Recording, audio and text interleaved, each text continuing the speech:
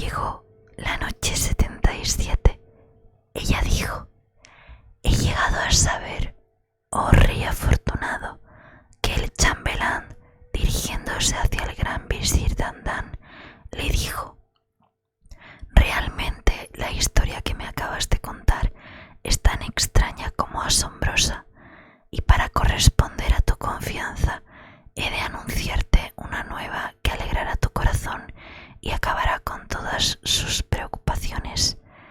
Sabe, pues, oh gran visir, que Alá acaba de allanarnos el camino, devolviéndonos al príncipe Daul Makan y a su hermana Nozhatú.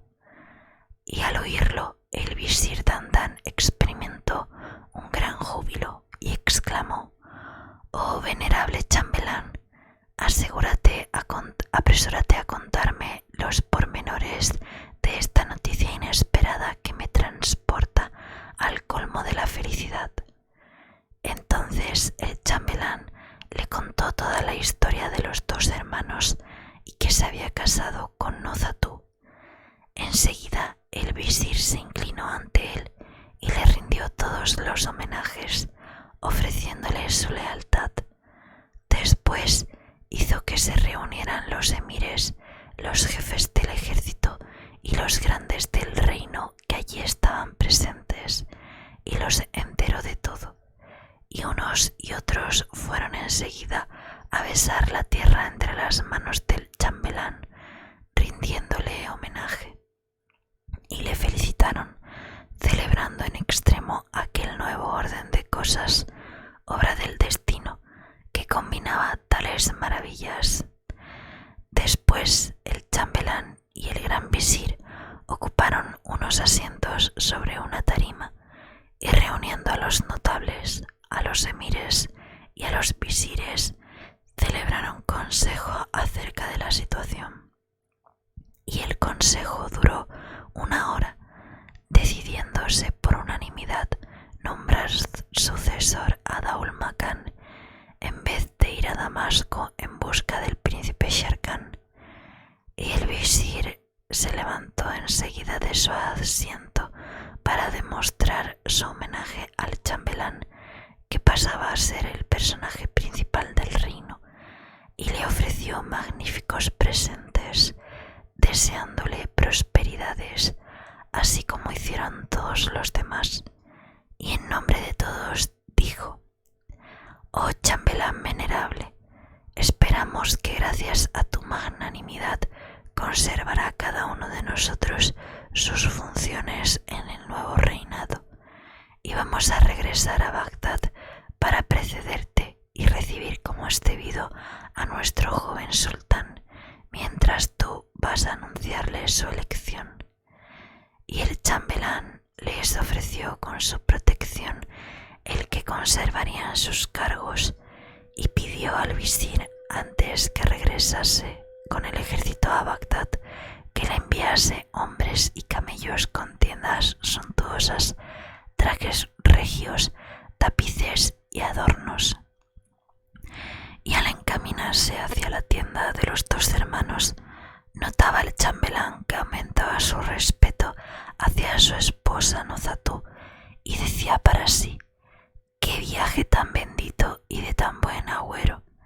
Y al llegar a la tienda no quiso entrar sin pedir autorización a su esposa, que le fue concedida inmediatamente.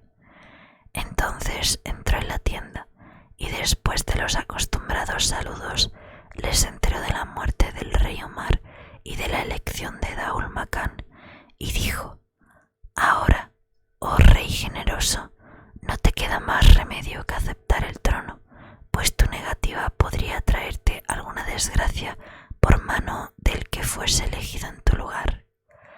Y Daul Makan, llorando con Nozhatú la muerte de su padre el rey Omar, exclamó: acepto la orden del destino, ya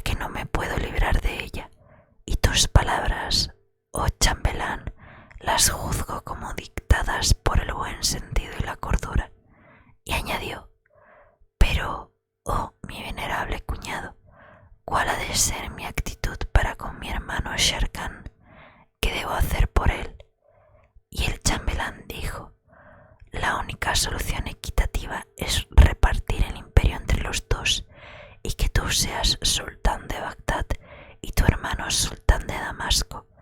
Atente a esta resolución, que de ella no ha de resultar más que la paz y la concordia. Y Daul Makán aceptó el consejo de su cuñado.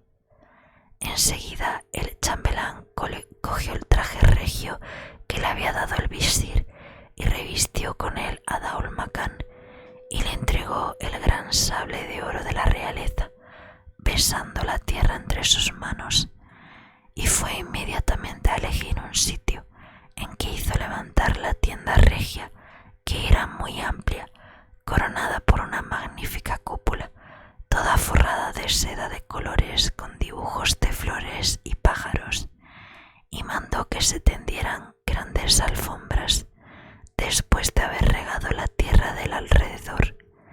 Enseguida fue a rogar al rey que se instalase en la tienda, y allí durmió el rey aquella noche. Apenas apareció el alba, se oyó a lo lejos el clamor de los tambores de guerra y el tañido de los instrumentos musicales, y bien pronto se vio salir de entre una nube de polvo el ejército de Bagdad, a cuya cabeza iba el gran visir, que acudía en busca de su rey después de haberlo preparado todo en Bagdad. Entonces el rey Daul Makán. En este momento de su narración, Sherezada vio aparecer la mañana y se calló discretamente.